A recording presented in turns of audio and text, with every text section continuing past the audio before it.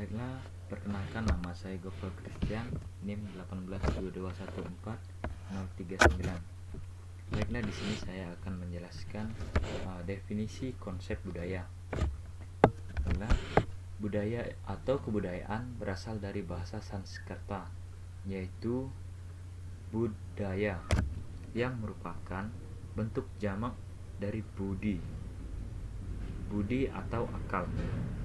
Diartikan sebagai hal-hal yang berkaitan dengan budi dan akal manusia.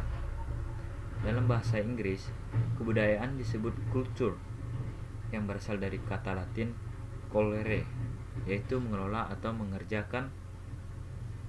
Bisa diartikan juga sebagai mengelola tanah atau bertani. Kata kultur juga kadang diterjemahkan sebagai kultur dalam bahasa Indonesia. Budaya adalah suatu cara hidup yang berkembang dan dimiliki bersama oleh sebuah kelompok orang dan diwariskan dari generasi ke generasi. Budaya terbentuk dari banyak unsur yang rumit, termasuk sistem, agama, dan politik, adat istiadat, bahasa, perkakas, pakaian, bangunan, dan karya seni. Bahasa sebagaimana juga budaya merupakan bagian tak terpisahkan dari diri manusia, sehingga banyak orang yang cenderung menganggapnya diwariskan secara genetis. Ketika seseorang berusaha berkomunikasi dengan orang-orang yang berbeda budaya dan menyesuaikan perbedaan-perbedaannya, membuktikan bahwa budaya itu dipelajari. Budaya adalah suatu pola hidup menyeluruh. Budaya bersifat kompleks, abstrak, dan luas. Banyak aspek budaya turut menentukan perilaku komunikatif. Unsur-unsur sosio-budaya ini tersebar dan meliputi banyak kegiatan sosial manusia. Baik, cukup sekian yang bisa saya jelaskan. Terima kasih. Saya akan melanjutkan materi berikutnya, yaitu variasi dalam nilai budaya. Nilai budaya dimasukkan dalam 3 kategori umum. Yang pertama, nilai orientasi lainnya, yakni merefleksi gambaran masyarakat dari hubungan yang tepat antara individu dan kelompok dalam masyarakat. Hubungan ini mempunyai pengaruh yang utama dalam praktek pemasaran.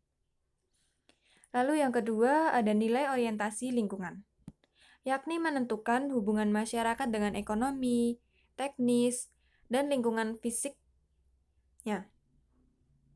Lalu yang ketiga ada nilai orientasi diri, yakni merefleksikan tujuan dan pendekatan pada hidup di mana anggota individu dari masyarakat menemukan apa yang diinginkan. Nilai berorientasi lainnya. Nilai berorientasi lainnya yaitu merefleksi gambaran masyarakat dari hubungan yang tepat antara individu dan kelompok dalam masyarakat. Hubungan ini mempunyai pengaruh yang utama dalam praktek pemasaran. Sebagai contoh, jika masyarakat menilai aktivitas kolektif, konsumen akan melihat ke arah lain pada pedoman dalam keputusan pembelajaran dan tidak akan merespon keuntungan pada seruan promosi untuk menjadi seorang individual. Dan begitu juga dengan budaya yang individualistik. Sifat dasar dari nilai yang kolektif ini termasuk yang pertama ada individu atau kolektif, yang kedua ada remaja atau usia atau kaum muda, kaum tua. Yang ketiga ada keluarga besar atau terbatas. Yang keempat ada maskulin atau feminim. Yang kelima ada kompetitif atau koperasi. Dan yang terakhir ada keragaman atau keseragaman. Yang pertama, nilai individu atau kolektif. Budaya individualis terdapat pada budaya Amerika, Australia, Inggris, Kanada, New Zealand, dan Swedia. Sedangkan Taiwan, Korea, Hong Kong, Meksiko, Jepang, India, dan Rusia lebih kolektivis dalam orientasi mereka. Nilai ini faktor kunci yang membedakan budaya dan konsep diri yang berpengaruh besar pada individu. Tidak mengherankan, konsumen dari budaya yang memiliki perbedaan nilai, berbeda pula reaksi mereka pada produk asing, iklan, dan sumber yang lebih disukai dari suatu informasi. Seperti contohnya, konsumen dari negara yang lebih kolektivis cenderung untuk menjadi lebih suka meniru dan kurang inovatif dalam pembelian mereka dibandingkan dengan budaya individualistik. Dalam tema yang diangkat Be Yourself dan Stand Out, mereka lebih efektif di negara Amerika, tapi secara umum tidak di negara Jepang, Korea, atau Cina. Yang kedua, ada remaja atau usia muda atau tua.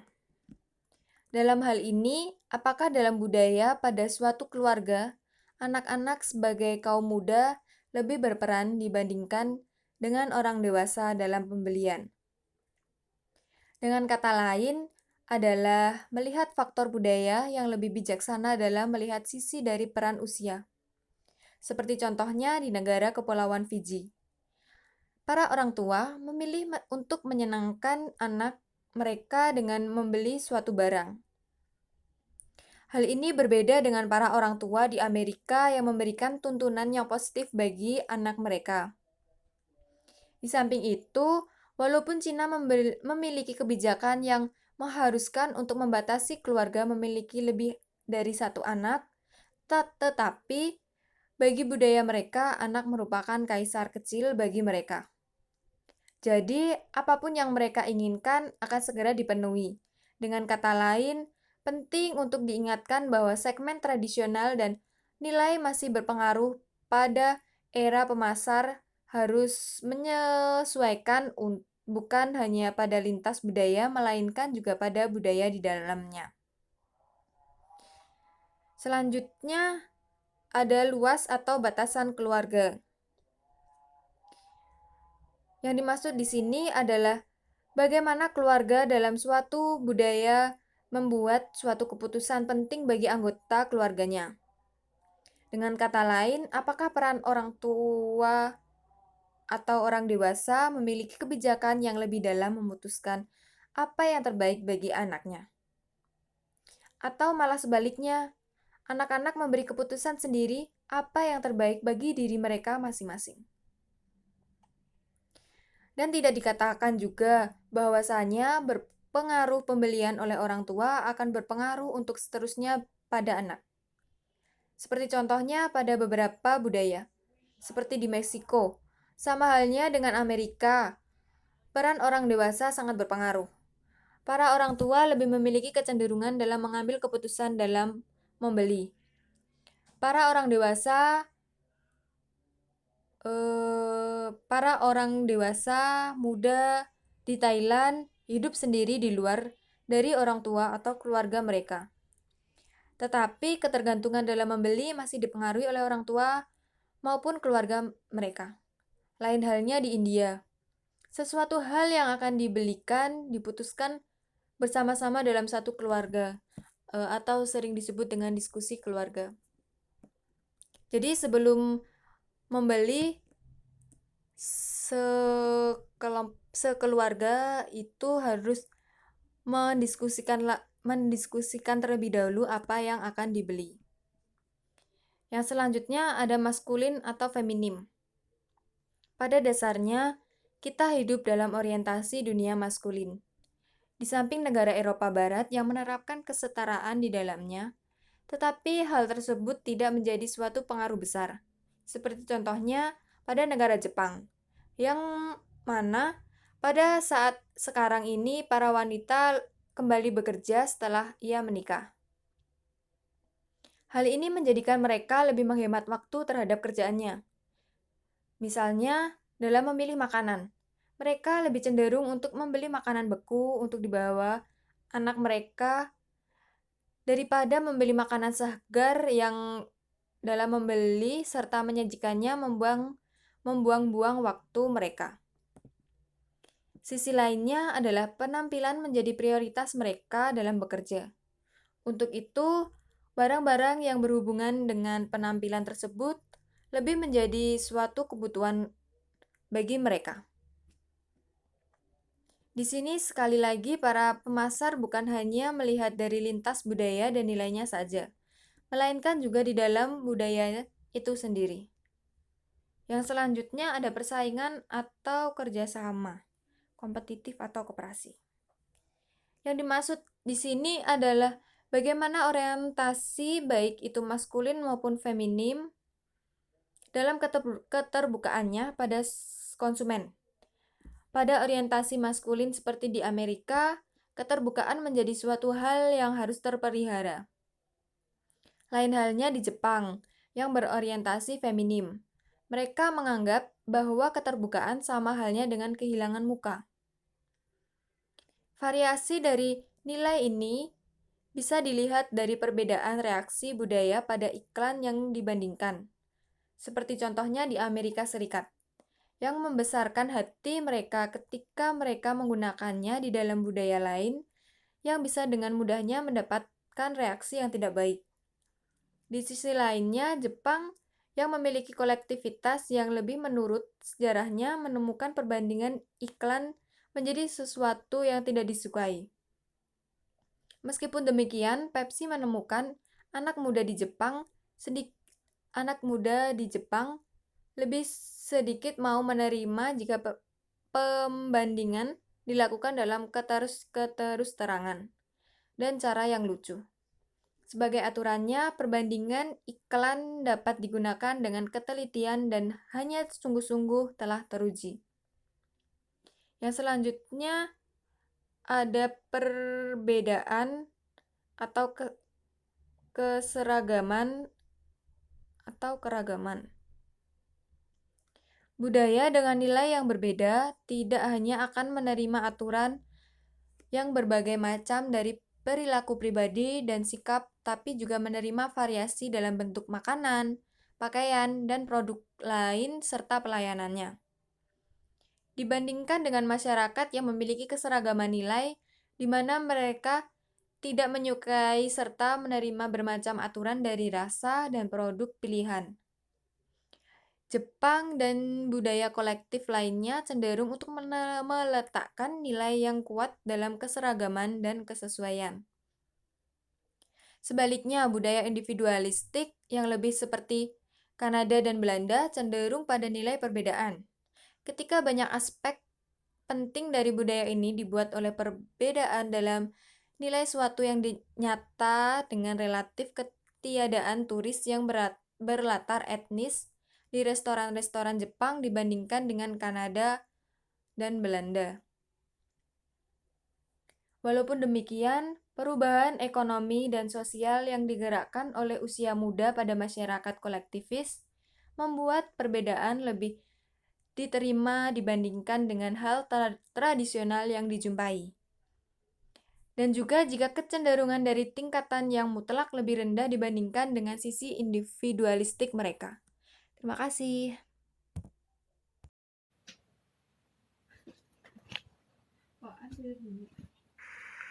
Orientasi lingkungan.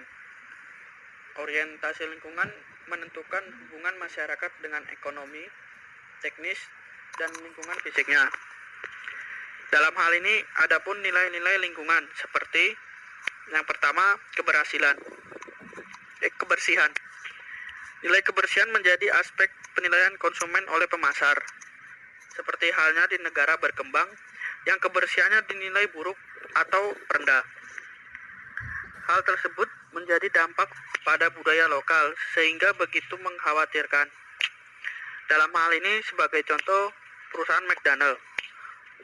Perusahaan McDonald ini terbilang berhasil melakukan strategi analisis ini dengan membuka gerainya di Asia Timur atau negara yang tingkat kebersihannya rendah.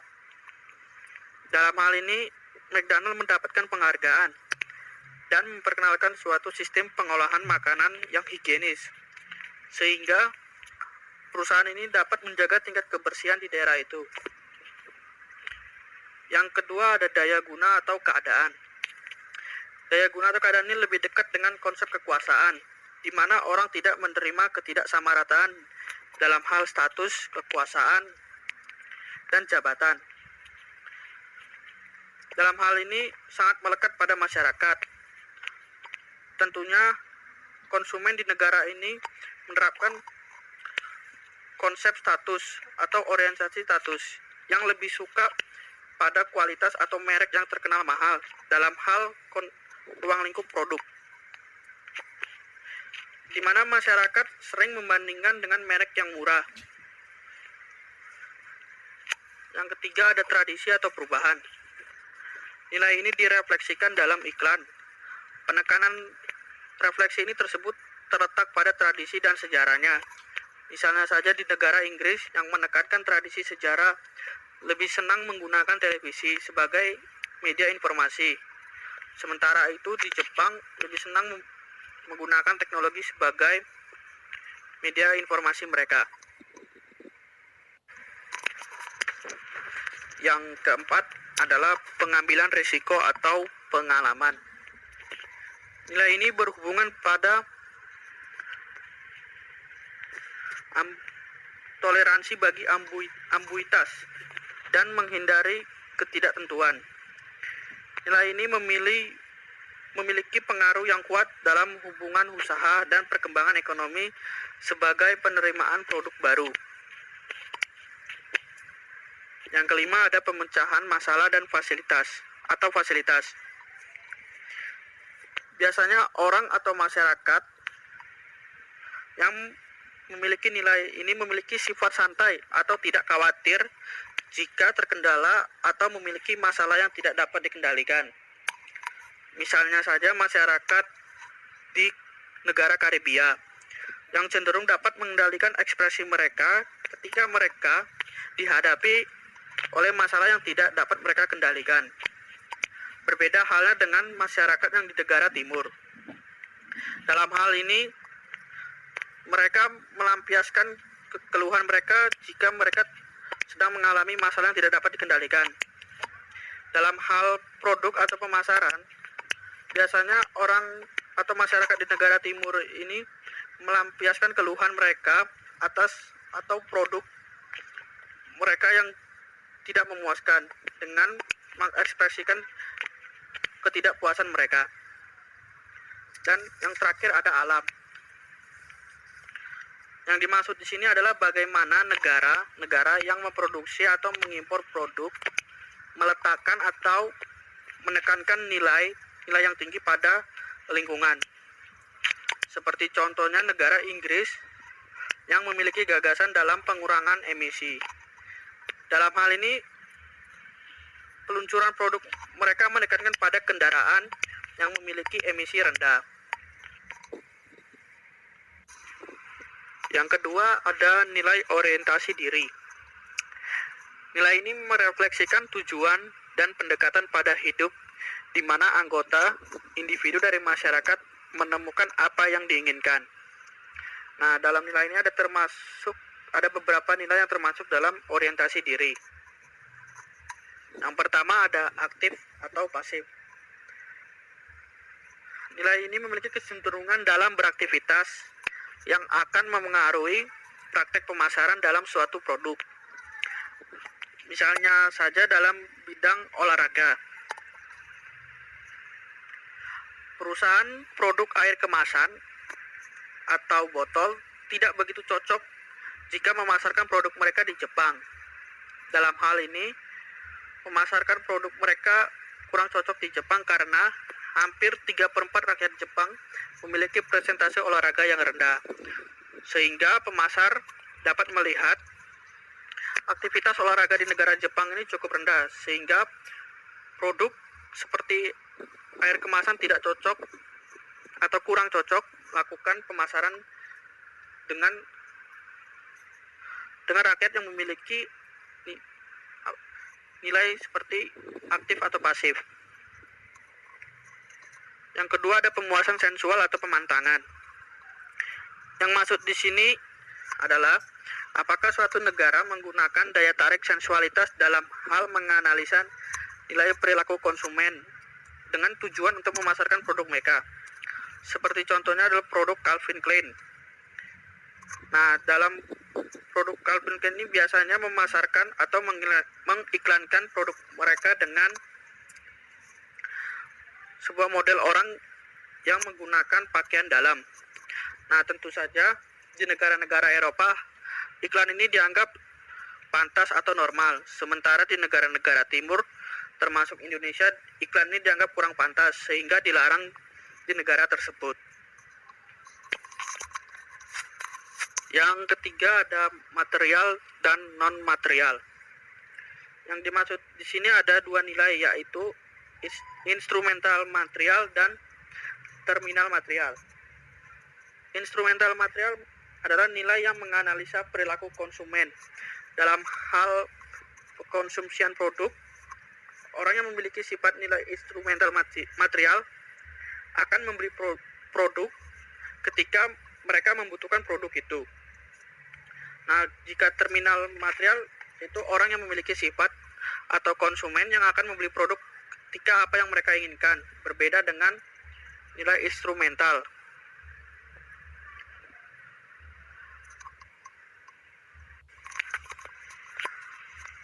Yang keempat ada kerja keras atau santai. Dalam hal ini pemasar menganalisis perilaku konsumen terkait dalam hal pekerjaan mereka. Nah, dalam nilai ini pemasar menganalisis di bagian negara Amerika Latin, pekerjaan tradisional dianggap sebagai pekerjaan yang kurang pantas, sehingga dalam hal ini setiap negara mencerminkan pola kerja yang beda-beda, seperti halnya di Hong Kong yang memiliki jam kerja paling tinggi. Nah, dapat dicerminkan bahwa Hong Kong memiliki masyarakat yang tipikal pekerja keras, sehingga dalam hal ini pemasar harus menempatkan produk mereka yang cocok dengan tipikal orang atau memiliki nilai yang kerja keras. Yang kelima ada penundaan kepuasan atau gratifikasi yang ditunda atau gratifikasi segera. Nah, nilai ini menekankan seseorang untuk menabung untuk masa depan atau untuk jangka waktu yang panjang. Dalam hal ini, pemasar yang paling cocok untuk menempatkan produk mereka seperti produk atau produk yang bergerak di bidang tabungan atau finansial. Nah, yang terakhir ada religius atau sekuler. Yang dimaksud adalah nilai ini membahas sejauh mana aktivitas sehari-hari ditentukan oleh doktrin agama, sehingga rakyat tersebut sering dipengaruhi oleh agama atau nilai-nilai keagamaan, sehingga pemasar harus mendapatkan produk yang cocok dengan negara atau rakyat yang memiliki nilai yang dipengaruhi oleh agama ini. Di sini, saya akan menjelaskan tentang pemahaman variasi lintas budaya dalam komunikasi nonverbal. Pengertian sistem komunikasi nonverbal adalah makna sewenang-wenang yang diberikan budaya untuk tindakan, peristiwa, dan hal-hal selain kata-kata. Pembahasan berikut membahas 7 variabel yang ditunjukkan yang semuanya mempengaruhi komunikasi nonverbal meliputi waktu, ruang, simbol, hubungan, kesepakatan, benda, dan etiket. Yang pertama, waktu. Arti waktu bervariasi antar budaya dalam 2 cara utama. Pertama adalah apa yang kita sebut perspektif waktu, yaitu keseluruhan orientasi budaya terhadap waktu. Kedua adalah interpretasi yang diterapkan pada penggunaan waktu tertentu. Yang kedua, ruang. Penggunaan ruang yang dibuat orang dan makna yang mereka berikan pada penggunaan ruang merupakan bentuk kedua dari komunikasi nonverbal. Yang ketiga, simbol. Warna, hewan, bentuk, angka, dan musik memiliki arti yang berbeda-beda di berbagai budaya. Yang keempat, hubungan. Hak dan kewajiban yang dibebankan oleh hubungan dan persahabatan adalah variabel budaya nonverbal lainnya. Yang kelima, kesepakatan. Orang Amerika mengandalkan sistem hukum yang luas dan umumnya sangat efisien untuk memastikan bahwa kewajiban bisnis dihormati dan untuk menyelesaikan perselisihan. Yang keenam, sesuatu. Makna budaya dari berbagai hal mengarah pada pola pembelian yang tidak dapat diprediksi sebelumnya. Yang ketujuh, etiket. Etiket mewakili cara berperilaku yang diterima secara umum dalam situasi sosial. Yang selanjutnya kita akan membahas tentang aspek dimensi utama yang perlu dipertimbangkan oleh pemasar ketika akan memasuki pasar luar negeri. Pertimbangan dalam mendekati pasar luar negeri. Yang pertama ada apakah wilayah geografis homogen atau heterogen sehubungan dengan budaya? Jawabannya ada. Upaya pemasaran umumnya diarahkan pada wilayah geografis tertentu, terutama entitas politik dan ekonomi. Persyaratan hukum dan saluran distribusi yang ada seringkali mendorong pendekatan ini. Namun, hal ini juga didukung oleh asumsi implisit bahwa batas geografi atau politik bertepatan dengan batas budaya. Contohnya, McDonald di Saudi Arabia. Di sini, McDonald menawarkan bagian keluarga dan bagian lajang untuk mengakomodasi norma budaya yang mengatur interaksi antara pria dan wanita. Yang selanjutnya ada apa yang dibutuhkan produk ini untuk mengisi budaya. Sebagian besar perusahaan memeriksa pasar baru dengan mempertimbangkan produk atau teknologi produk yang ada. Pertanyaan yang harus mereka jawab adalah apa yang perlu produk mereka atau apa yang harus dilakukan mereka untuk memodifikasi supaya produk mereka dapat mengisi budaya yang terlibat. Misalnya, di Amerika Serikat, sepeda dan sepeda motor umumnya hanya melayani kebutuhan rekreasi. Tetapi, untuk negara-negara lain, sepeda dan sepeda motor bahkan menjadi transportasi dasar. Yang selanjutnya ada dapatkah orang yang membutuhkan produk mencukupi untuk membeli produk tersebut? Analisis demografis awal diperlukan untuk menentukan jumlah individu atau rumah tangga yang mungkin membutuhkan produk dan siapa yang sebenarnya mampu membelinya. Misalnya, Cina yang memiliki lebih dari 1,3 miliar konsumen pasar efektif.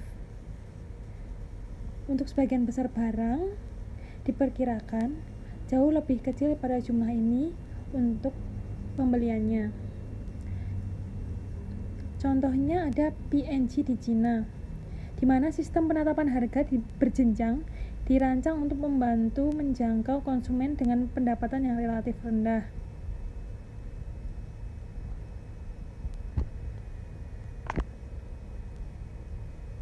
Memang, banyak pemasar melihat pertumbuhan di pasar kelas menengah ke bawah.